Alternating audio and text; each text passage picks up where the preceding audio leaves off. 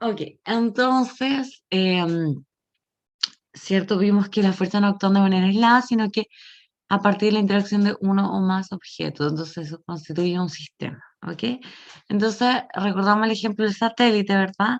De que nosotros queríamos que el satélite esté en una posición de equilibrio con respecto a la Tierra y la Luna, pero ahora queremos simplificar un poco más el problema y podemos sacar la masa de la Luna dejando el sistema compuesto solamente por la Tierra y satélite, ¿ok? Dos sistemas. Entonces, en ese, en el caso del satélite, ¿cierto? Queríamos encontrar la posición de equilibrio entre, es decir, la posición tal que las fuerzas netas actuando sobre el satélite sean cero. Entonces ahora sacamos un cuerpo, en este caso la Luna, y nos va a quedar simplemente dos cuerpos, es decir, el satélite y la Tierra. Y nosotros lo que queremos saber es qué pasa con eso. O sea, también si la suma de fuerzas, ¿cierto?, es cero, apliquemos las leyes de Newton y veamos qué pasa. Entonces, aplicando la segunda ley de Newton, ¿cierto? Y asumiendo que el sistema se mueve con velocidad constante, que es básicamente que la suma de todas las fuerzas sea cero, ¿ok? Eh, o que no sea afectado, ¿cierto?, por ninguna fuerza externa, ¿ok? Entonces vamos a tener que la segunda ley de Newton aplicada a este satélite, un satélite que se mueve a velocidad constante, ¿cierto? Tenemos esto de acá. Entonces, la fuerza neta es la suma de todas las fuerzas, pero como no hay ninguna fuerza externa, entonces las únicas fuerzas que actúan son la de la Tierra sobre el satélite y la del satélite sobre la Tierra por acción de gravedad. Entonces la suma de fuerzas van a ser estas dos. Y aquí tenemos, ¿cierto?, que la fuerza que ejerce la Tierra sobre el satélite debería ser, por lo tanto, menos la fuerza que ejerce el satélite sobre la Tierra. Es decir, son iguales en módulo, pero tienen un sentido contrario, ¿ya? Entonces, es importante que el lector note que el sistema estaría dado por la Tierra y el satélite, tomándolo como un solo cuerpo, ¿ok? Que es básicamente esto de acá. Entonces,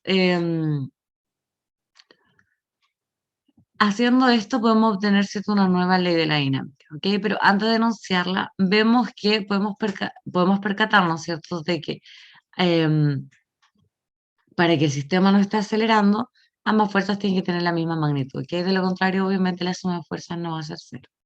Queremos que el satélite esté moviéndose a velocidad constante, ¿ok? Este ejemplo mostrado del satélite de la Tierra puede ser repetido también para el caso de fuerzas de contacto, como fuerzas electromagnéticas, gravitacionales, etc.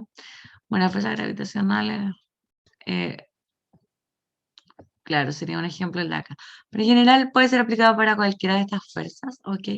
En donde al tomar el sistema en reposo o en velocidad constante y considerando que para que exista una fuerza debe haber más de un objeto, ¿cierto? Entonces podemos incorporar los conceptos de acción, ¿ya? Para una fuerza ejerciendo sobre otra y reacción en el sentido inverso, ¿ok? Em, bueno, acá hay un pie de página, ¿cierto? De que tienen que tener la misma magnitud. Eso básicamente dice que los módulos o los módulos, ¿cierto? O las normas son iguales de estos dos vectores. Y bueno, no tiene sentido hablar de fuerza si no hay nada que interactúe con el objeto. ¿Ok? Básicamente eso. Incluso está el problema, por ejemplo, de los anillos de Saturno, ¿cierto? Cuando se achatan y tienen esta forma, ¿verdad? Bueno, de anillo, valga la redundancia. Entonces, hay una pregunta que es como, oye, en realidad, si no existiera ningún otro cuerpo en el universo, o sea, si fuera un vacío y Saturno, entonces, ¿los anillos se achatarían o no? O sea, si estarían aplanados o no, porque tienen esa forma por la acción de la gravedad. Pero la acción de la gravedad, entonces, es un resultado de las interacciones de Saturno con más cuerpos. Entonces, si no tiene sentido hablar em, de fuerza si no hay interacciones con otros cuerpos, porque recordamos que justamente esa era la dinámica y la segunda ley de Newton, interacciones con otros cuerpos. Entonces, ¿qué pasaría como con los anillos de Saturno? Ah, ¿tendrían esa forma o no si no hubiese nada más en el universo? ¿Ya? Entonces, es una pregunta como un poco filosófica conceptual sobre en realidad las fuerzas, ¿ok? Y bueno, la respuesta es que hay dos respuestas, en verdad. Una que es como newtoniana y otra que se llama magiana. em, y las dos dan resultados distintos, ¿ya? O sea, una dice, bueno, sí, también se tratarían, y la otra, bueno, también tendrían esa forma, y la otra, en realidad no tendría eso porque las fuerzas son las interacciones con otro cuerpo y la inercia también se debe a las interacciones con otros cuerpos. Que entonces uno puede jugar mucho con este tema conceptual y empezar a preguntarse, oh, ¿qué pasaría si tengo un objeto aislado o si yo muevo todas las cosas del universo con respecto a un cuerpo? Ese cuerpo se movería porque básicamente está interactuando con todas las demás cosas del universo. Se puede hacerse muchas preguntas que son súper interesantes en este contexto. ¿Ok? Ok, entonces, bueno, como dije, se me fue porque entonces podemos incorporar los conceptos de acción para una fuerza que está ejerciendo sobre otra y reacción en el sentido inverso. Simplemente eso. No es importante qué fuerza es de acción o reacción, ¿ya? Lo importante es tener en cuenta que las interacciones sean entre pares de fuerza, ¿ok? Entonces, si son entre pares de fuerzas, da lo mismo a cual yo le ponga, esta es la fuerza de acción o esta es la fuerza de reacción, ¿ya? Entonces, bueno, ahora podemos resumir la tercera ley de Newton, que es a toda acción le corresponde una reacción, aquí debería ser reacción, de igual magnitud o dirección, pero en el sentido contrario, ¿ok? Entonces, deberían tener claro, ¿cierto? Magnitud es la norma módulo, direcciones que están en el mismo eje y sentido es básicamente el menos que el que está acá, ¿ok? Entonces están en la misma dirección, es decir, si ambas actúan en un solo eje, en el eje X, ambas están en la misma línea de acción, es decir, si otra es una línea, ambas están ahí, em, ambas tienen la misma magnitud y lo único que cambia es el sentido, ¿ok? Entonces, tiene que quedar en claro que la acción es producto de una fuerza, al igual que la reacción. Entonces, podemos decir que la tercera ley de Newton nos dice que siempre que un objeto ejerce fuerza sobre otro objeto, el segundo objeto ejercerá sobre el primero una fuerza igual en módulo y dirección, pero en sentido opuesto, ¿ok? Entonces vamos a tener este que es el problema del balón de fútbol. Y dice, bueno, hasta ahora hemos estudiado el concepto de la tercera ley de Newton, el cual lo entendemos como un par de fuerzas, ¿cierto? Entonces, ahora vamos a ver que no bastan estas condiciones y hay una mala utilización de esta ley que en general puede jugar una mala pasada. Es decir, se puede em,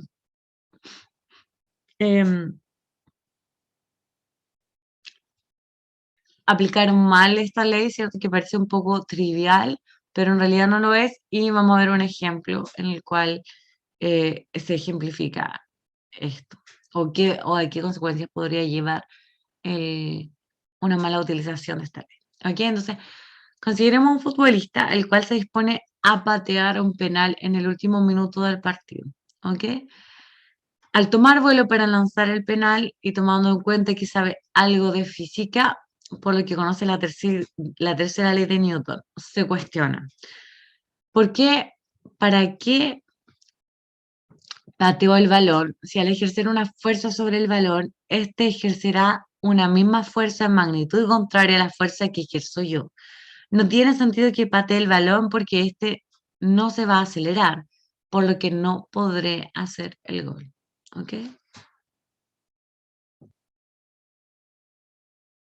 Entonces, bueno, según la tercera ley de Newton, la afirmación es correcta, sin embargo, la aceleración que experimenta el balón es bastante real, es decir, ahí sí hay más fuerzas externas, o sea, hay acción de fuerzas externas, ¿ok? Lo vemos cotidianamente, o sea, el balón realmente acelera. Entonces, uno queda preguntarse, ¿dónde está la falla en el razonamiento del futbolista? ¿Sería que en efecto hay un problema en la tercera ley de Newton? Y bueno, el problema no está en la tercera ley de Newton, sino en cómo la aplicamos, ¿ok? En general, para poder hacerlo, nosotros estipulamos que las fuerzas actúan de a pares. Luego, para que exista una buena aplicación de la acción y reacción, estas fuerzas tienen que aplicarse sobre un mismo cuerpo, Ok, entonces, la fuerza que ejerce el pie del futbolista es sobre el balón, a diferencia de que la fuerza que ejerce el balón, la cual apunta directamente hacia el pie del futbolista. Ok, entonces, una es la fuerza que ejerce el pie del futbolista sobre el balón y la otra es la que ejerce el balón, ¿cierto? Y apunta hacia el pie del futbolista. Entonces, esta fuerza produce una desaceleración del pie, el cual es notoriamente menor a la aceleración que obtiene el balón de fútbol. ¿Ok? Entonces, veamos qué pasa con esto matemáticamente. ¿Ok? Si consideramos la masa del balón, la cual es mucho menor que la masa del pie, y ocupamos la segunda ley de Newton, obtenemos que, aquí claro, estamos asumiendo que las fuerzas solo actúan de par, no hay fuerza de acción, ¿ya? Tenemos que la fuerza que actúa, del val- la fuerza del balón que actúa del balón hacia el pie va a ser la masa, ¿cierto?, del balón por la aceleración del balón, ¿ok? Entonces, si despejo de acá, ¿cierto? La aceleración del balón, voy a tener que va a ser igual a la fuerza que actúa, la fuerza que ejerce, perdón, el balón sobre el pie, sobre la masa del balón. Por otro lado, la fuerza que ejerce el balón sobre el pie va a ser, la fuerza que ejerce va a ser fuerza pie-balón, va a ser la masa del pie por, aquí debería decir aceleración del balón. Ok, entonces aquí debería decir aceleración P. Aquí está mal escrito. Ok, debería decir aceleración P. Entonces, la fuerza, ¿cierto? Sobre el pie va a ser la fuerza que ejerce el pie sobre el balón. Esta fuerza, perdón, el balón sobre el pie, sobre la masa del pie, y esto va a ser igual a la aceleración del pie. Entonces, si aplicamos la tercera ley de Newton, que nos dice esto de acá, y reemplazamos, ¿cierto? Vamos a tener que, tenemos que, esta es la aceleración del pie, esta es la aceleración del balón, ¿verdad? Entonces, igualando estas dos, vamos a tener esto que está acá. Claro, vamos a tener este que está acá. La aceleración del balón, ¿cierto? Va a ser igual a esta fuerza sobre mv y la aceleración del pie, esto de acá. ¿Ya? Entonces, simplemente reemplazo este F, ¿verdad? Aquí básicamente estoy haciendo que la fuerza BP es igual a la fuerza PB, que nada más que eso. Y utilicé, ¿cierto?, de que la fuerza PB es la aceleración eh, por la masa del pie. Entonces simplemente luego divido por la masa del pie y me quedan ambas fuerzas de igual sentido, perdón, de distinto sentido, igual dirección. Entonces, reemplazando aquí, ¿cierto? El FBP, que este de acá, voy a tener que, esto me da menos, ¿cierto? La masa del balón sobre la masa del pie por la aceleración del balón, y esto va a ser la aceleración del pie. Y eso es el resultado. Ok, entonces, como las magnitudes de las fuerzas son iguales, como las magnitudes de las fuerzas son iguales y además considerando que la masa del balón es mucho menor que la masa del pie,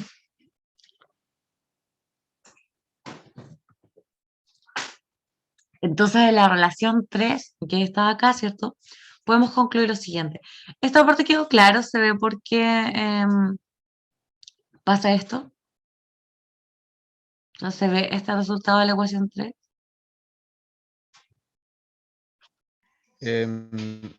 Sí, o sea, me costó entender un poquito los reemplazos, pero al final se entiende. O sea, que es una fracción de MB en MP y MB es menor. Entonces va a dar que la aceleración del pie va a ser mucho menor a la aceleración del balón, ¿verdad? Sí. Exacto. Ay, no sé si... ¿Estoy compartiendo pantalla o ya no? Ya. Em, Sí. Estoy compartiendo, ya. Ok, entonces, eso. Bueno, sí pueden hacerlo, ¿cierto? Parte de la de también este reemplazo. Y entonces podemos concluir lo siguiente de esta ecuación. Dado que ambas fuerzas tienen igual magnitud y signo distinto, notamos claramente que la aceleración que obtiene el balón será en sentido contrario a la aceleración que obtiene el pie. ¿Ok? Básicamente vemos que esto, ¿cierto? Es un número simplemente y las aceleraciones tienen sentido contrario y que es bastante trivial. Ya, a ver. Déjenme ver si... Sí, es que tenía un lapicito para acá también, pero se me perdió, entonces... o sea, no se me perdió, no lo encontré. Hace días no lo encontré. Entonces, claro, no puedo como acá editar el PDF. Bueno, pero ven que esto, la masa, ¿cierto? Dijimos que en general va a ser constante, entonces este número, que es la masa del balón sobre la masa del pie, en general va a ser simplemente un número. Entonces tenemos que esto va a ser un número que va a ser una constante de proporcionalidad, ¿verdad? Y vemos que las aceleraciones tienen distintos sentidos. Que básicamente decir esto, de que las fuerzas tienen distintos sentidos, porque recordemos que la aceleración por la masa en general es la fuerza, ¿ok? Entonces, por otro lado, la dirección de aplicación de la fuerza es sobre una línea, ¿ok? Es decir, como teníamos, ¿verdad? El problema del satélite, vemos que hicimos la simplificación, ¿verdad? Que era justo en el momento en que el satélite estaba alineado con la Tierra y la Luna. Entonces, a eso se refiere con la dirección de aplicación de la fuerza es sobre una línea, ¿ok? Esto quiere decir que en realidad no existirán deflecciones en el movimiento producto de la fuerza de reacción del balón hacia el pie, ¿ok? Es decir, la dirección de aplicación es sobre una línea.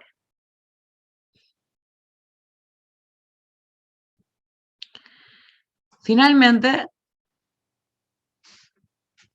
eh, considerando que las magnitudes, ¿verdad?, son iguales, lo único que diferencia en cuanto a la aceleración del cuerpo es la masa de los cuerpos, ¿ok? Tenemos que las fuerzas son iguales, pero vamos a ver que las aceleraciones en realidad son distintas. Entonces, el razonamiento que hizo él dice, hoy en realidad eh, no tiene sentido que patee el balón porque este no se va a acelerar, por lo que no podrá hacer el gol. O sea, ese era el razonamiento. Vemos que en realidad está mal porque tenemos, ¿cierto?, estas dos aceleraciones, si bien son iguales las fuerzas, con sentido contrario, ¿verdad? Las aceleraciones van a depender en general de las masas. Y vemos, ¿cierto?, que una masa es mucho más pequeña que la otra, por lo tanto, las aceleraciones también van a ser distintas. Ese es básicamente como el razonamiento correcto detrás de esto. Entonces, si estas magnitudes son iguales, lo único que se diferencia es la masa. ¿Ok? En el caso específico de esta ecuación, ¿cierto?, para estas masas, tenemos que la masa del pie es mayor a la masa del balón, ¿ok? Por lo que a mayor masa del pie, la razón de la fuerza, ¿cierto? Balón-pie sobre la masa del pie se hará mucho más pequeña, ¿ok? Por lo que la aceleración será también pequeña. Entonces vemos acá, ¿cierto? Tenemos que esta masa, ¿cierto?, del pie va a ser mayor que la masa del balón. Por lo tanto, este número en general va a ser algo que está entre 0 y 1, ¿sí? Porque es básicamente un número dividido por un número mayor, Sí, entonces es algo que está entre 0 y sí. 1, ¿cierto? Con el sentido contrario. Entonces vamos a tener que esta aceleración con respecto a esta van a diferir, ¿cierto?, en un coeficiente. O dicho de otra forma, ¿cierto? La razón esta cada vez será más pequeña por la que la aceleración será también pequeña. Esto de acá. Entonces la aceleración del pie también va a ser más pequeña. Ok, de la misma forma, al tener una menor masa, como es el caso de la masa del balón, ¿cierto? Esta de acá será mucho más grande, por lo tanto, la aceleración debe ser mayor en módulo, ¿ok? Esto es muy grande. Así obtenemos, ¿cierto? Que en módulo, ¿cierto? Porque en sentido sabemos que van en sentidos distintos. En módulo, la aceleración que experimenta el pie va a ser menor a la aceleración que experimenta el balón. Como vemos, este número va a ser algo entre 0 y 1, ¿cierto? Si tomamos los módulos, vamos a tener que la aceleración del pie va a ser, no sé, 0,5 veces la aceleración del balón, por dar un ejemplo. Por lo tanto, siempre es la mitad o es una fracción de la aceleración del balón. ¿Sí? ¿Se ve? Este número es siempre algo como entre 0 y 1, por lo tanto, esta aceleración siempre va a ser menor que esta de acá, que es básicamente lo que dice acá. Entonces, la aceleración que experimenta el pie siempre va a ser menor en módulo, ¿cierto?, de la aceleración que experimenta el balón. ¿Ok? Y obviamente, ¿cierto?, las aceleraciones van en sentido contrario. Entonces, este es el razonamiento correcto y del cual podemos concluir que el efecto, que en efecto que en efecto el pie, ahí está, que en efecto el pie sí logrará adquirir el movimiento necesario para que el balón pueda entrar en el arco, ¿cierto? A menos que, bueno, obviamente sea un mal tiro, ¿ok? Entonces vemos de que la aceleración que experimenta el balón va a ser una aceleración mucho más grande que la de reacción, ¿cierto? Que experimenta el pie. Ah, bueno, o reacción, da lo mismo cuál es la fuerza, cuál es la acción-reacción. Al final, lo importante, ¿cierto? Em, es que sea una en sentido contrario a la otra. ¿Ya? Profe, Sí, entonces si la masa del balón y del pie son iguales, ambos sufren la misma aceleración, ¿verdad? A ver si lo entendí. claro, en ese caso, sí, porque me daría aquí, si son iguales, Ah, esto me ya. daría 1 y las aceleraciones serían iguales. Claro, Sí. Pero como perfecto. en general, ¿cierto? Gracias. De nada. Las aceleraciones, perdón, las masas, ¿cierto? Del pie en general son mucho más grandes que la pelota, entonces uno no ve Claro. esta como, oh, mira, como que uno ve que acelera mucho más el balón y eso se debe justamente a que las masas son distintas. No es que en realidad no funcione la tercera ley de Newton, sino que uno no está aplicando bien la tercera ley de Newton bajo ese razonamiento. Ajá. Entonces, bueno, si uno no la aplica Sí. bien, puede llegar a como a este tipo de razonamiento del futbolista, que estereotipado, así como, justo el futbolista, ¿no? Sí. Pero bueno, sí. Entonces, Ahora si es uno patea la importante. casa, ¿Cómo? la masa, como... Ahora si uno patea una casa, estaba pensando, y ahí la fracción es inversa, Claro, en esa entonces fórmula de uno arriba, ve que en realidad, del... claro, en ese caso, uno Sí, ve, ¿cierto? Que la aceleración del pie en este caso, ¿cierto? Va a ser mayor que la de la casa. La casa no se mueve, no acelera. claro. Ok. Es súper. Y entonces,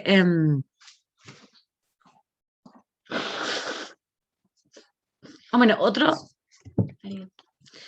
problema característico relacionado con la mala aplicación de la tercera ley de Newton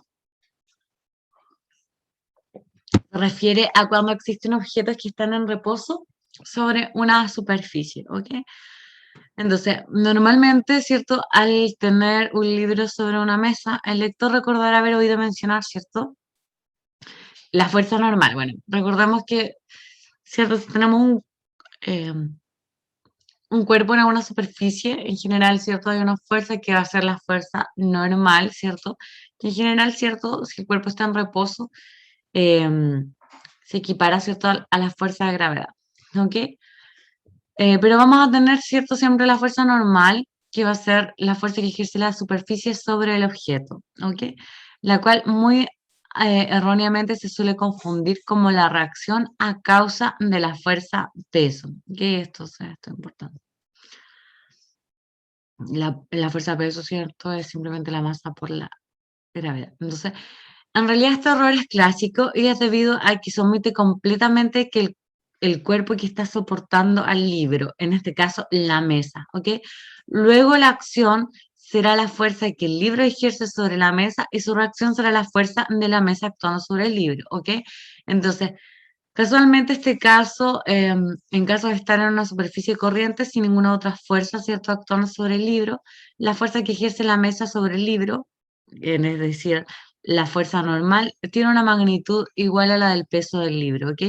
Pero en realidad,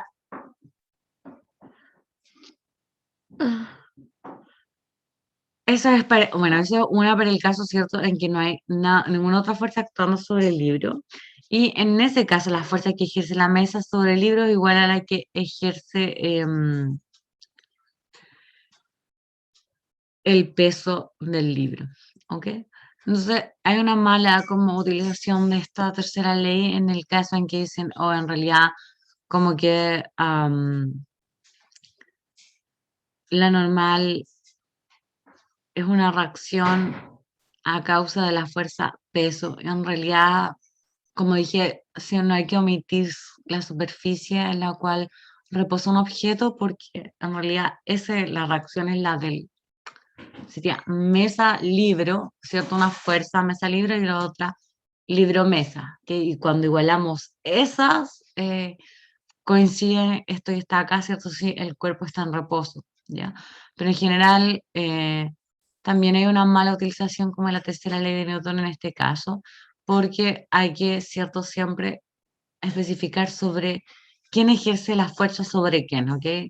Entonces, no hay que omitir el tema de que hay un libro sobre la mesa o un libro sobre el suelo, etcétera, porque ahí el que ejerce la fuerza de acción, bueno, reacción, como quieran, da lo mismo, mientras siempre actuando a pares, va a ser el suelo sobre el cuerpo, en este caso la mesa sobre el libro y el libro sobre la mesa. Entonces, siempre actuando a pares, es importante, ¿cierto?, no omitir esto. em, para hacer un correcto análisis, ¿cierto?, de la tercera ley de Newton. Bueno, momentum lineal. Y ahora sí vamos a expresar la segunda ley de Newton de la manera en que realmente debe ser. ¿Ya? Entonces, hasta ahora hemos hablado, ¿cierto?, de las tres leyes de Newton que rigen la dinámica clásica para los cuerpos, ¿verdad? Eh, y las cuales mm, interaccionan, ¿cierto?, a través de fuerza, ¿ok? Entonces, estas fuerzas son fuerzas mecánicas, ¿ok? En el sentido de que son mecánicas, quiere decir que, por ejemplo, no son electromagnéticas, no son de naturaleza electromagnética, ¿ok? Em, recordamos que hay varios tipos de fuerza en la naturaleza, y bueno, en clases vimos, ¿cierto? Y en la guía, muchos ejemplos de fuerzas del tipo mecánicas, como las de contacto, la fuerza normal, la gravitacional, etcétera. Perdón, la fuerza normal, etcétera. La fuerza gravitacional, aunque sea una fuerza que actúa a distancia, la supondremos, ¿cierto?, dentro de nuestro conjunto de fuerzas mecánicas, ya que en ella interactúan las masas de los cuerpos u objetos, ¿ok? Entonces, en general vamos a considerar estas fuerzas de tipo mecánica, ¿ya? Esto está resumido en el principio de Galileo también, ¿cierto? Hay varios, bueno, uno de los principios de Galileo, ¿verdad? Es que los cuerpos, ¿cierto? Sobre los cuales no actúan fuerzas o se mueven a velocidad constante o están en reposo. Y bueno, él también hace que otro principio, ¿cierto? Que luego fue generalizado por Einstein, es de que es solo válido, ¿cierto?, para fuerzas mecánicas. Y lo que hizo Einstein fue generalizar este principio, ¿verdad?, para fuerzas como electromagnéticas, y de hecho es uno de los principios de relatividad general, que es básicamente una generalización del principio de Galileo, que es el que está implícito, ¿verdad?, en las leyes de Newton, ¿ya? Entonces es importante recordar de que todo lo que vemos acá, por eso se llama mecánica clásica, es porque es para fuerza mecánica, ¿ok? Como las de contacto y, bueno, también, ¿cierto? Vamos a suponer que la fuerza gravitacional, ¿verdad?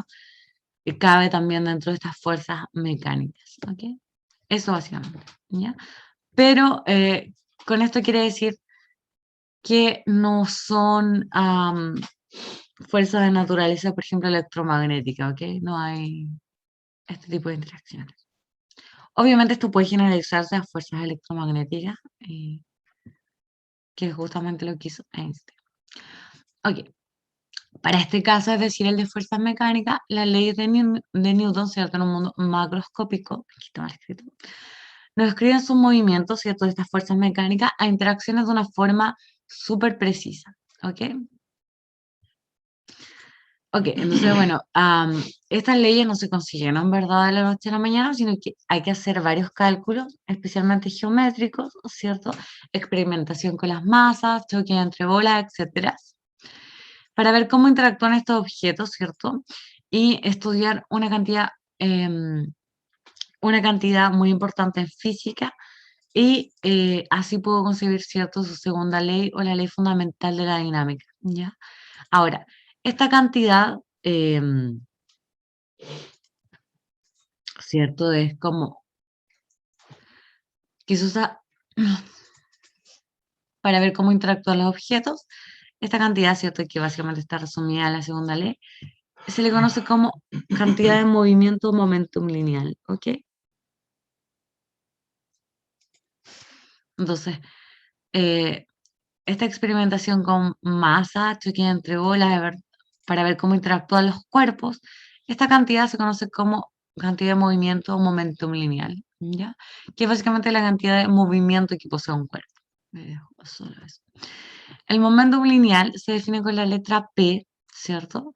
De una partícula de masa m que se mueve a una velocidad v es como sigue, es decir, el momentum lineal o cantidad de movimiento es la masa por la velocidad. Entonces, mientras más masa, más momentum, y mientras más velocidad, también más momentum lineal.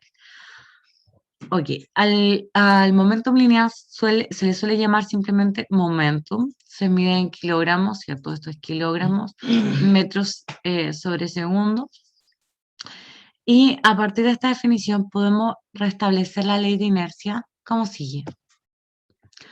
Una partícula se mueve con momentum constante en relación con un sistema de referencia inercial, es decir, el momentum es constante. Ok, aquí estamos asumiendo, ¿cierto?, que la masa no cambia. Okay. Entonces, en lugar de decir que se mueve con velocidad constante, si la masa no cambia, ¿verdad? Decimos que el momentum es constante, que es equivalente siempre y cuando la masa sea un invariante. Ok, entonces, principio de conservación del momento. Entonces, consideremos dos partículas de masas m1 y m2 que interactúan entre sí. Estas dos partículas forman un sistema el cual está aislado, pero pues solo están interactuando ellas mutuamente. O sea, tenemos, por ejemplo, dos bolitas y no están interactuando con ningún otro cuerpo, ¿ya? En general, hay situaciones en las cuales puede considerarse esto porque las interacciones con otros cuerpos pueden ser despreciables, ¿ya? Ok, el sistema, por lo tanto, está formado solo por estas dos partículas y no tiene ninguna otra fuerza aplicada sobre este sistema, ¿ok? Entonces, la suma de todas las fuerzas, de acuerdo a la segunda ley de Newton, debería ser o debería cumplirse, ¿verdad? Que la fuerza neta es cero sobre el sistema. Entonces, nótese que aquí estamos considerando estos dos cuerpos como una sola partícula, es decir, como un sistema, ¿ya? Que es lo que mencioné acá antes, pero no le di tanto énfasis porque en verdad queda más claro que en el ejemplo. Entonces, vemos que acá, ¿cierto? La fuerza neta actuando, en general le decíamos la fuerza neta actuando sobre un cuerpo, sobre un bloque, sobre una piedra, etcétera. En base o sobre el satélite, ¿cierto? Era cero. Y eso quería decir que estábamos haciendo la fuerza sobre un cuerpo. Entonces, acá lo que estamos haciendo es calcular las fuerzas sobre un sistema aislado, que sería el sistema masa Tierra, masa satélite, perdón, Tierra satélite, ¿verdad? Y aquí estamos diciendo hoy, de acuerdo a la segunda ley de Newton, entonces esto es cero. Entonces aquí estamos considerando un sistema completo, ya no solo tomándolo como si fuera como dos cuerpos, sino considerando el sistema como un solo cuerpo y aplicando la segunda ley de Newton a este sistema, ¿verdad? Eh, de dos cuerpos que puede ser, ¿cierto?, considerado como como un solo cuerpo. Entonces acá pasa lo mismo, ¿ya?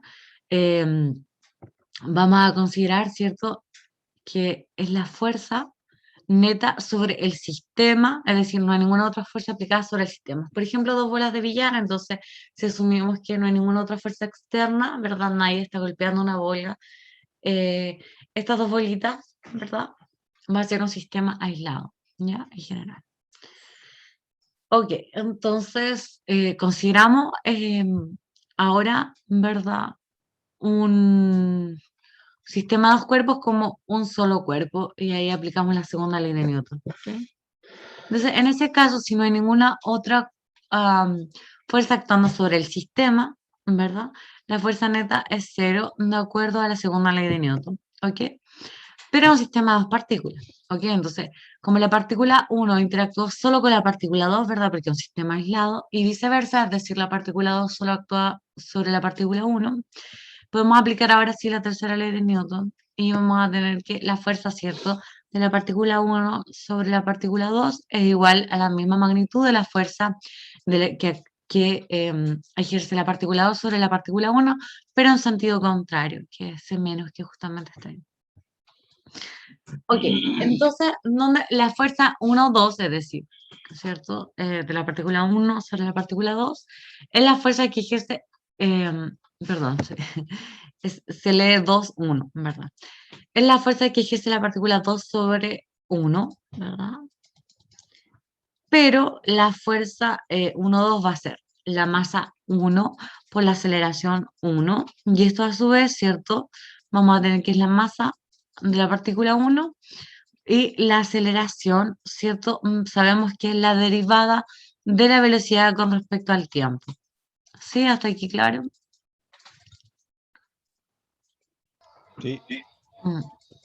Ahora, solo en el caso que la masa sea constante, podemos pasarla adentro de la derivada. Porque ¿qué pasa? ¿Cuánto es la derivada de una constante? 0. Ujú. Entonces, como la masa es constante, en verdad esto de acá es lo mismo de acá. Luego, ¿cierto? Como la masa es constante, podemos pasarla dentro de la derivada y tenemos que va a ser la fuerza, entonces, la derivada de la masa 1 por la velocidad 1 con respecto al tiempo. Y de acuerdo a la definición de momentum lineal, tenemos que la masa por la velocidad es el momentum. Luego, la fuerza es la derivada del momentum con respecto al tiempo, ¿sí? Y esta, en general, es la forma correcta de expresar una fuerza. Es decir, la segunda ley de Newton en realidad es la derivada del momentum con respecto al tiempo. Voy a ver si puedo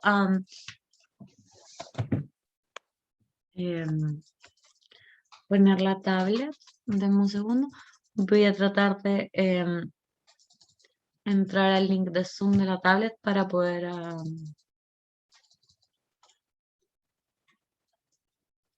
ok, ¿cuál es el ID de la reunión? Déjenme verlo para...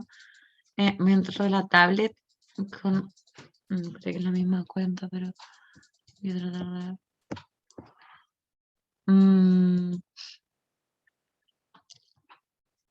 ¿Alguien me envía el ID de la reunión? Por alguna razón no puedo verlo acá.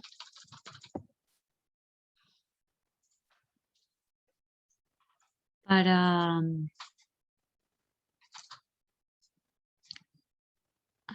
ya. Está en el Entonces, chat. muchas gracias. 871 13 74 93 78. Bien. Ah, pucha. Se me salió. 871 13 74 93.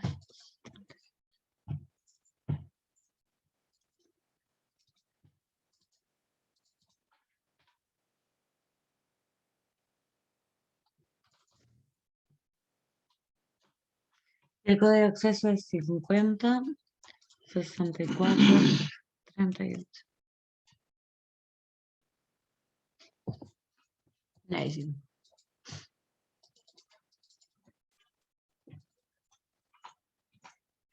Em,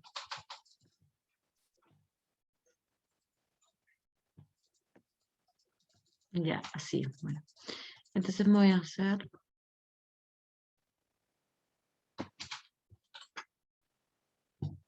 anfitrión. Anfitrión.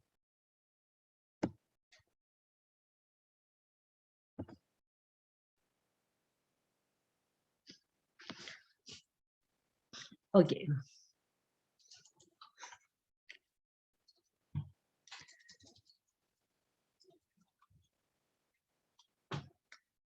Pueden ver, ya, ahora sí se ve la tabla. Ay, qué buena idea esto.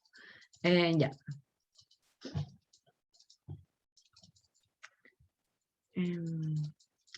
Pueden ver lo que estoy...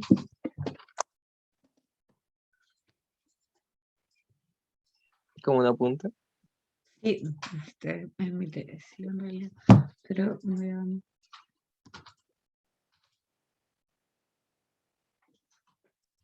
Sí.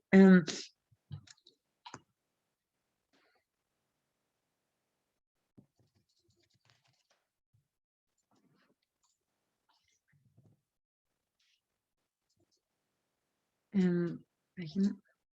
Ya, entonces cambié de página, no sé qué me estoy usando.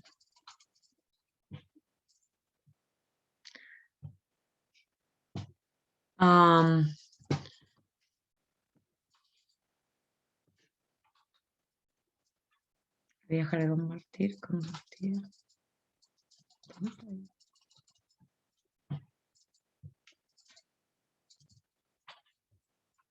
Ahí sí. Ok, entonces tenemos que el momentum lineal es la masa, ¿cierto? Por la velocidad.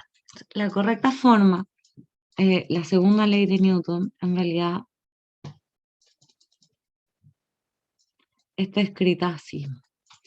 La segunda ley de Newton en general es la derivada del momentum con respecto al tiempo. Esto va a ser la segunda derivada, ¿cierto? De la masa por la velocidad. Esto en general va a ser, ¿cierto? La derivada de la masa con respecto al tiempo por la velocidad, ¿cierto? Más la masa por la derivada de la velocidad con respecto al tiempo. Y sabemos, ¿verdad?, que esto de acá es la aceleración. Entonces, tenemos, ¿verdad?, que la fuerza en general va a ser la derivada de la masa con respecto al tiempo por la velocidad más la masa por la aceleración. ¿Sí? Entonces, esta es la forma correcta de la segunda ley de Newton. ¿Ya? En el caso en que de que la masa sea constante, entonces se reduce, es decir, en que la masa es constante,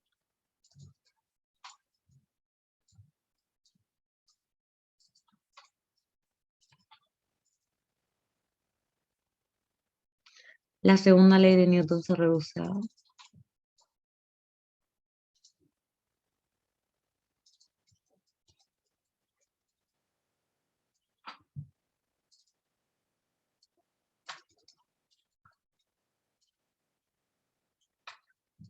¿Sí?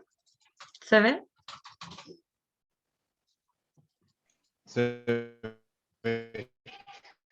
Entonces, en general, la segunda ley de Newton es esto que está acá, ¿verdad? Pero la forma correcta es la derivada del momentum con respecto al tiempo. Entonces, esta es en verdad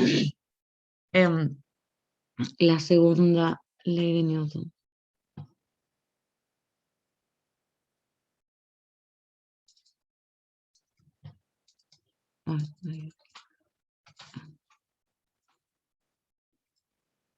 Esa es en realidad la segunda ley de Newton. Entonces, para el caso en que vemos, ¿cierto? Que para el caso... perdón. ¿Cierto? Vemos que para el caso de lanzamiento de un cohete,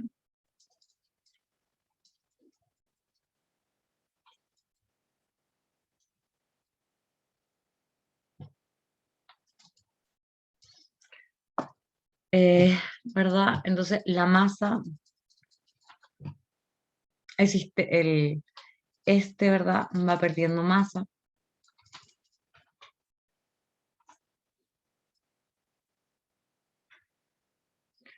Luego la forma correcta de expresar esto sería F, ¿cierto? Igual a dp dt.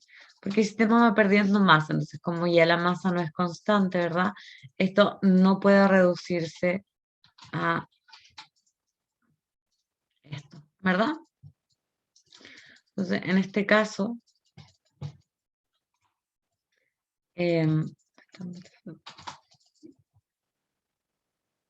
ahí. En este caso, ¿cierto? Para un sistema que está perdiendo masa, este término, ¿verdad? Empieza a contribuir, luego, en general, la fuerza no va a ser la masa por la aceleración, sino que en realidad la forma correcta es dp dt, ¿sí? Esa es la que quería expresar. Entonces, esta es la forma correcta de la segunda ley de Newton, la que está aquí en rosadito, ¿ya?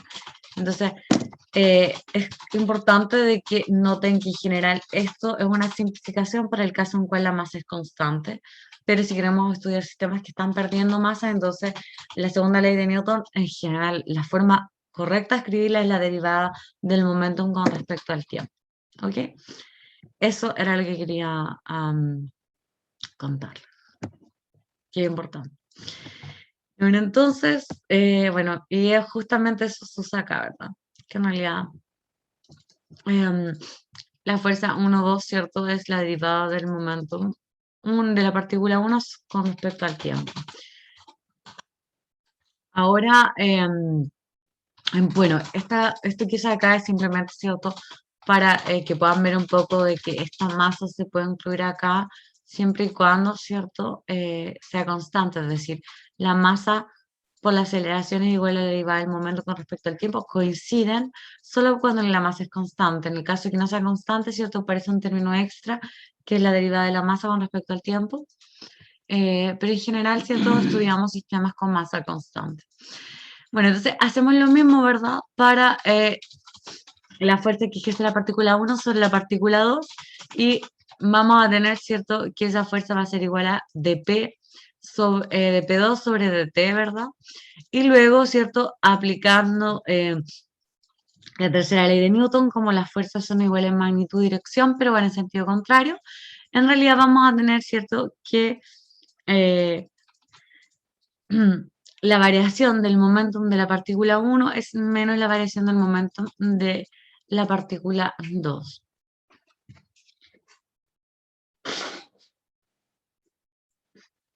¿Ok? ¿Se ve esto? Yo creo que sí, ¿verdad?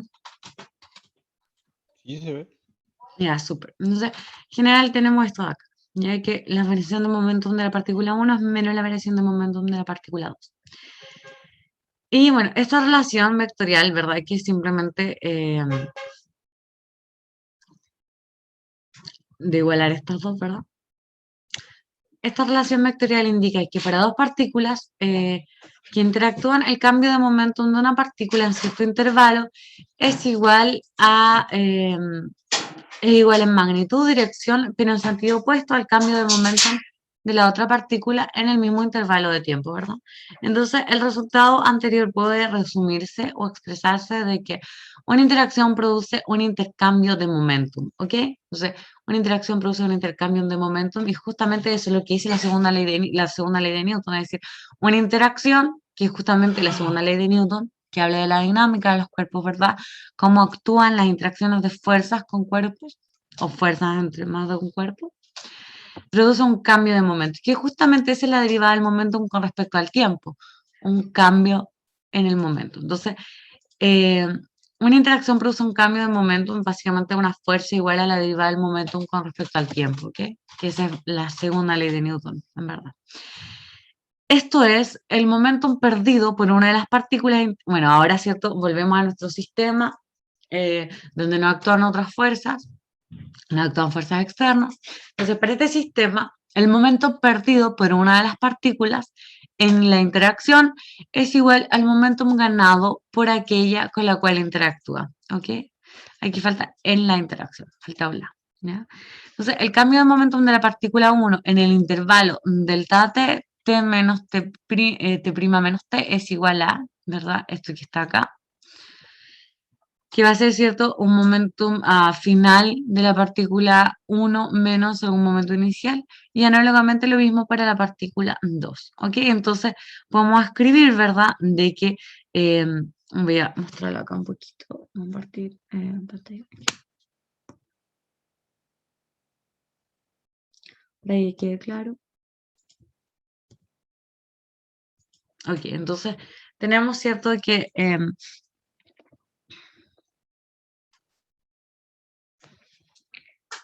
la fuerza 1,2 es igual a menos la fuerza 2,1.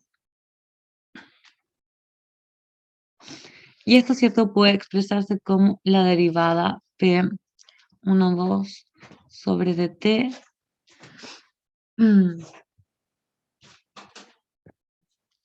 ¿Verdad? Bueno, la F1,2 la habíamos definido como dp1 sobre dt, y esto va a ser igual a menos de P2 sobre dt, ¿verdad?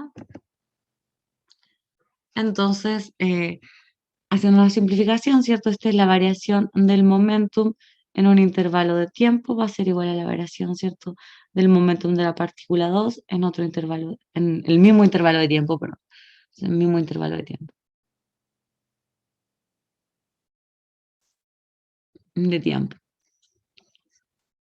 Ok, entonces, ¿cierto? Si multiplicamos por, oh, perdón, aquí me equivoqué, delta t. Entonces, si multiplicamos por delta t, esto implica, ¿cierto?, que dp1 es igual a menos delta p2, ¿ya? Esto implica, bueno, este P1, ¿cierto? Va a ser, ¿cierto? Si definimos delta P1 como un P1' menos un P1, que va a ser, ¿cierto?, el momentum final menos el momentum inicial, y análogamente delta, ¿verdad?, P2, que va a ser algún momentum final P2 menos un momento inicial P2. Entonces esto implica, ¿cierto?, en esta ecuación de acá, llamémosla ecuación 1, esto implica, ¿cierto?, de 1, perdón, aquí de 1, ¿cierto? Esto implica que delta P1 más delta P2 es igual a 0. Y esto es lo que se llama conservación del momentum lineal.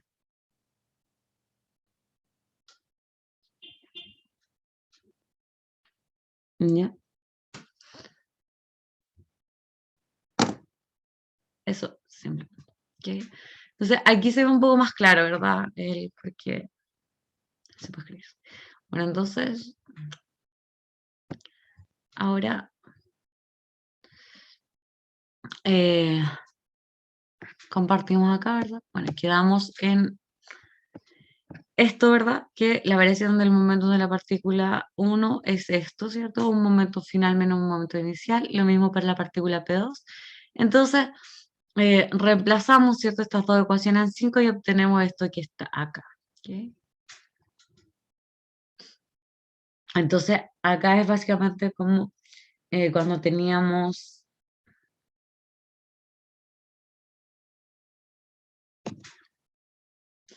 Esto implica, ¿cierto?, que vamos a tener un P1', ¿cierto?, menos P1 más P2' menos P2 igual a 0. Entonces paso este y este hacia el lado derecho, y esto implica, ¿cierto?, que P1' más P2' es igual a P1 más P2. ¿Qué quiere decir básicamente? Obviamente, la conservación de momento lineal es que los momentos, ¿cierto? En el instante final coinciden con los momenta es momentum lineal es para una partícula, momenta es para más de una partícula. Entonces aquí tenemos dos momentos, perdón, me equivoqué. Ahí sí. Entonces, los momentos, ¿cierto? Iniciales coinciden a los momentos finales, es decir, el momento de la partícula 1 más del sistema, el momento final para el sistema en el inicio es el mismo que para el final. ¿Okay? Eso quiere decir esta cosa.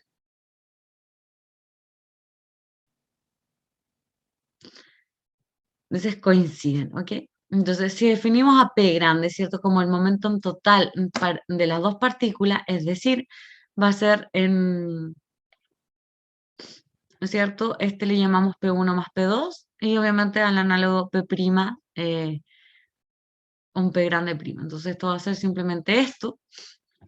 Y vemos, ¿cierto? Esto es para un intervalo cualquier de tiempo T', y en un intervalo de tiempo P se cumple, perdón, el mismo T', se cumple esto de acá.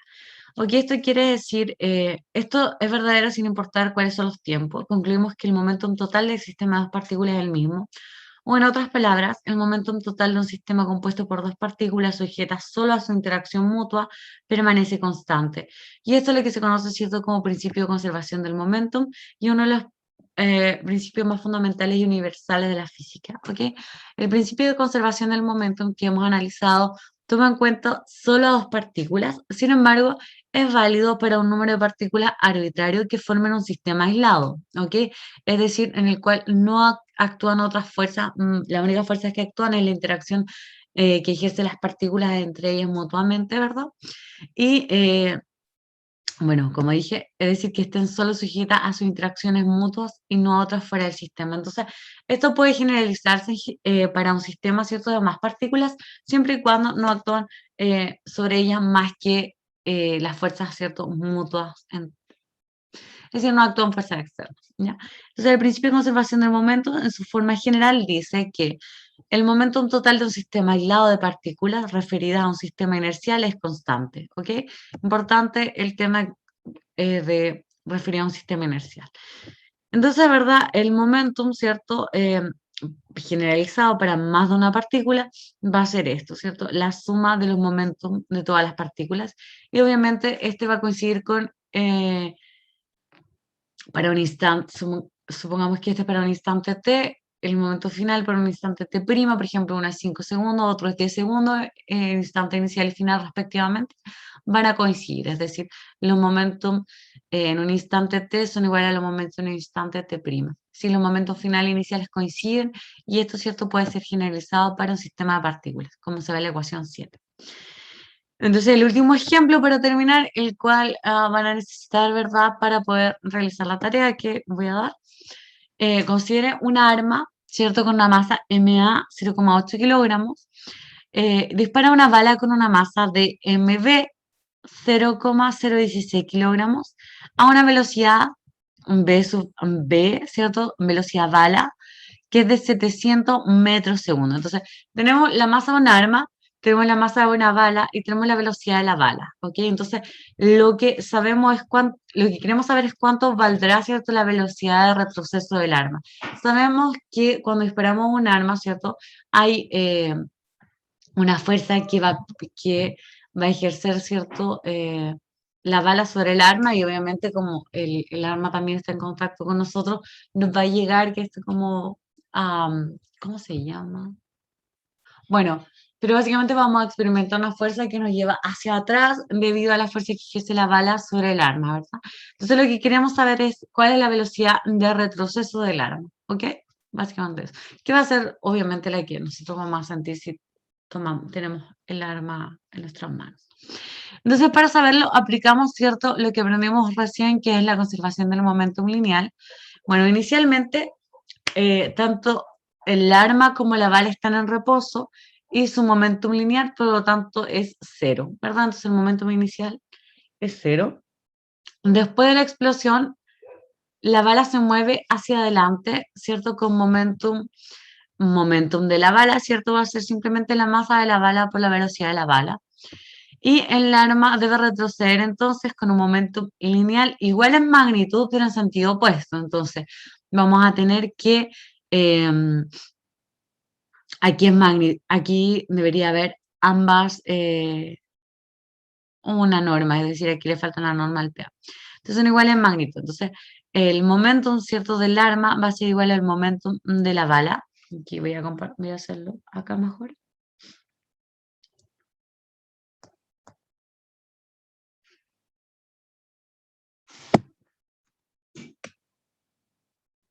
Página 9. Ok. Entonces, vamos a tener, ¿cierto?, que el momentum, bueno, ponemos los datos, ¿cierto? La masa del arma es igual a 0,8 kilogramos. La masa de la bala es igual a 0,016 kilogramos. Y tenemos la velocidad de la bala igual a 700 en la dirección Itongo, ¿verdad? Metros segundo. Esos son los datos que me dan. Entonces, yo sé, ¿cierto? Por conservación,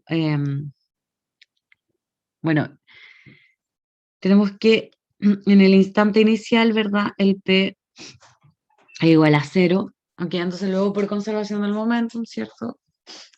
Vamos a tener que en el instante final los momentos deberían coincidir. Entonces vamos a tener que el momentum del arma va a ser igual en magnitud al momentum de la bala, ¿cierto? Por tercera ley de Newton, esto es básicamente la fuerza.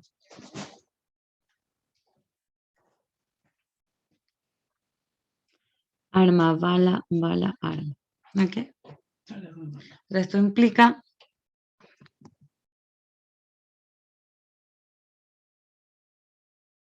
de la tercera ley de Newton, esto que está acá.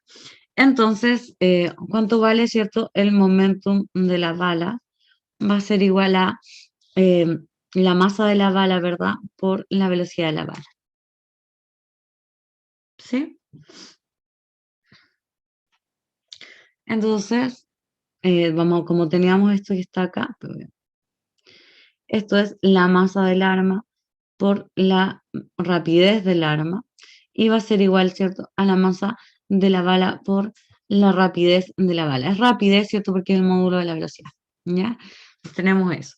Luego vamos a tener, ¿cierto?, que la velocidad de retroceso del arma va a ser igual a la masa de la bala sobre la masa del arma por la rapidez de la bala. Entonces tenemos todos estos datos, así que podemos hacerlo. Calcúlenlo cuánto les da. Ahí tienen los datos. Luego, ¿cierto? Como sabemos que... ¿Cuánto les da esto?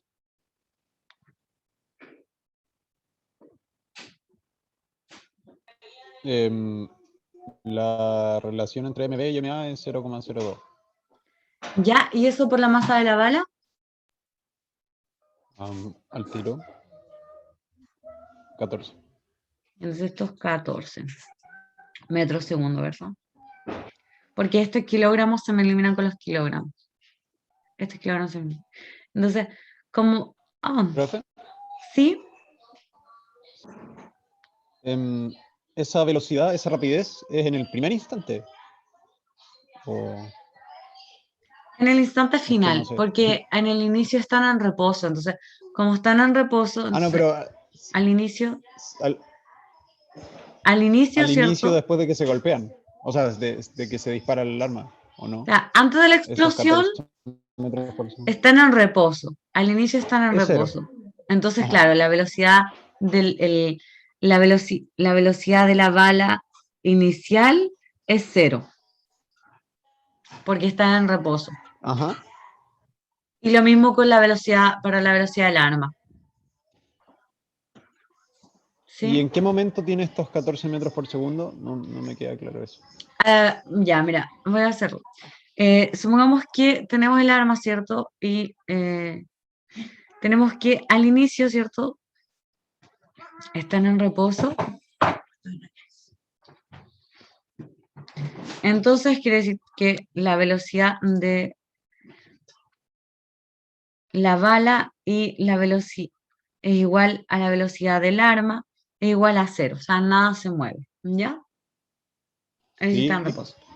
Entonces, llamemos momentum P al momentum inicial, que va a ser la masa, ¿cierto? Por la velocidad b más la masa por la velocidad va, ¿cierto? y ahí ambas son cero. Claro, ambas son cero. Y Ajá. luego llamemos P, llamemos P, mi lapicito. Llamemos P' al momento final, es decir, el P' B más P' arma, ahí sí. ¿Sí? Ok, entonces este es el Sí, momento final. Entonces este es el momento final cuando, pongámosle mejor, cuando se dispara, o sea, después de la explosión. O sea, después del disparo.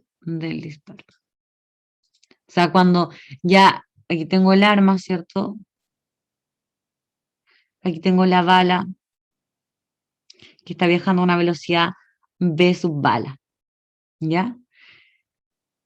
Este momento, ¿ya? Después de la explosión, es decir, cuando la bala sale disparada con una velocidad v sub b, ¿ya? Ahí sí. Entonces, ya. un momento Sí, bueno. después de la explosión suficientemente corto, porque luego, ¿cierto? Por acción de la gravedad, esta bala va a irse curvando muy poquito, ¿verdad? Porque si tiene una velocidad Y suficiente, ya. Entonces, un instante iba después de perdiendo.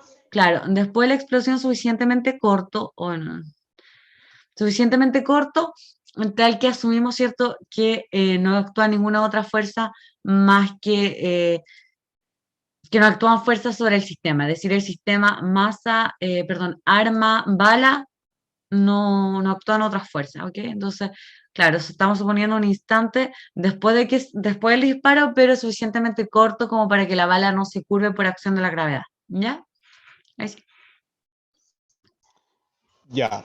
Esta velocidad entonces como más o menos apenas se dispara, apenas después del disparo, Claro, en pero general, sí. me cuesta entender dónde se va la aceleración de la fuerza que se le aplicó. ¿Cómo se ve La reflejada esa acelera. aceleración o ya no? Ya es que hay un momento entre que el cuerpo pasa de una velocidad eh, de una velocidad cero a una velocidad no nula. Entonces, Ah, claro. que es v sub b. Entonces hay un momento en que el Mm, cuerpo acelera, ¿ya? Pero nosotros aquí no nos preocupamos de eso claro. porque por conservación del momentum decimos que el momentum p en un instante es igual al momentum p en otro instante. Entonces, nosotros consideramos este el Ajá. instante inicial donde están en reposo. Y justamente eso es lo bueno de la conservación del momentum, que uno simplemente se preocupa de los finales y los iniciales. Final, Ya, ya, con ya, sí. aceleración. Ahí mejor. Entonces, la gracia es que uno se preocupa solo de Gracias. los instantes finales, iniciales, porque sabemos que la conservación del momentum cuando no actúan fuerzas externas sobre el sistema, y que en este caso es bala, arma, es constante. Esto es igual a una constante, ¿ya? Entonces, eso pasa, ¿ya? Entonces, eso tenemos. Y claro, bueno, las consideraciones, ¿cierto? Es que acá, ¿cierto? No tiene toda la fuerza de gravedad, es decir, es un instante suficientemente pequeño tal que, es decir, inmediatamente cuando yo disparo el arma, yo siento una fuerza de retroceso, una velocidad de retroceso, ¿ya? Si tú tienes un arma, obviamente esta velocidad de retroceso puede disminuirse, ¿cierto? Con un poco de tecnología, pero en general iba a sentir una fuerza de retroceso, que es la fuerza que ejerce la bala sobre el arma, ¿ya? ¿Ok? ¿Se Si entiende? hiciéramos esto en el espacio, sí, se entiende. Y la arma se disparase sola por arte de magia con la bala dentro. em, Esta velocidad de 700 se mantendría. Em, claro, porque yo estoy disparando la bala y se considera como como vacío, pero en general es mucho más, claro, y también tiene la acción de gravedad.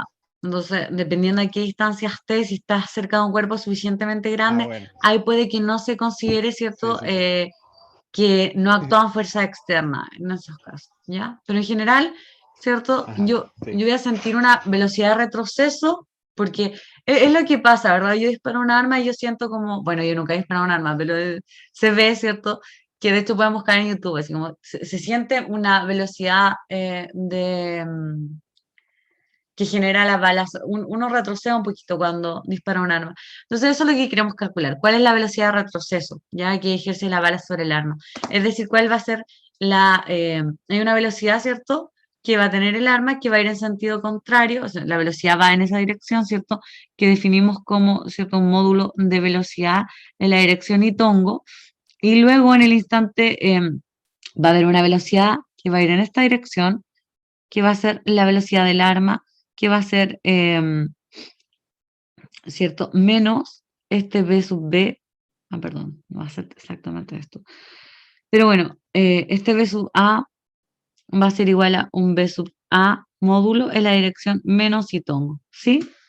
Porque están en la misma línea de acción, eso es importante, Ujú, que están sí. en la misma línea de acción. Por eso es que se considera en un instante, inmediatamente después de que el arma es disparada, para no considerar el efecto de la gravedad que puede curvar un poquito la bala, entonces ya no estarían en la misma línea de acción.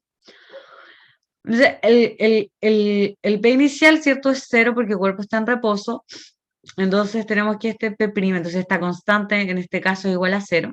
Tenemos que el P' va a ser el momentum, ¿cierto? De la bala más el momentum del arma, ¿ya? Entonces esto implica, ¿cierto? Que P sub B es igual a menos P sub A. Esto implica, ¿cierto? Que la masa de la bala va a ser por, por la velocidad de la bala, va a ser igual a menos la masa del arma por la velocidad del arma, ¿ya? Entonces acá, ¿cierto? También puedo despejar B sub A igual a menos MB sobre MA, la masa de la bala sobre la masa del arma, por esto, ¿ya? Y yo sé que este MB estaba en la dirección menos y tongo, entonces esto va a ser un B sub A en la dirección menos y tongo, donde este B sub A, ¿cierto? Es la masa de la bala, la masa del arma por el módulo de la velocidad B. ¿Qué es lo que calculamos? ¿Cuánto les daba eso? Aquí lo hicimos. 14. 14. Entonces esto es 14 en la dirección Cataluña. No, en la dirección menos y tongo, ¿cierto? Metros segundo. Y eso sería el, finalmente. Ahora nos va a mandar uno de estos, un ejercicio parecido a este. Sí, algo así, algo parecido. Con que tenga Ok, que ver con conservación del momento. vale. Y mira, justamente ahí está. Entonces, esto tenía un poquito de error, así que por eso lo hice en más detalle en la tablet, pero en general, cierto, la velocidad del arma va a ser 14. Aquí hay un error, pues de la dirección menos y tongo, por eso lo hice mejor en. Ok. Entonces, bueno, se puede aplicar el mismo método para obtener la relación entre las velocidades de los fragmentos de una granada, ¿cierto? Que se divide en dos partes cuando explota, o que se divide incluso en más partes, ¿cierto? Porque podemos, Cata, podemos considerar el momentum de varias partículas, ¿cierto? Si explota en 6 partes, también podemos hacer la conservación del momentum en ese caso. Y de modo similar, ¿cierto?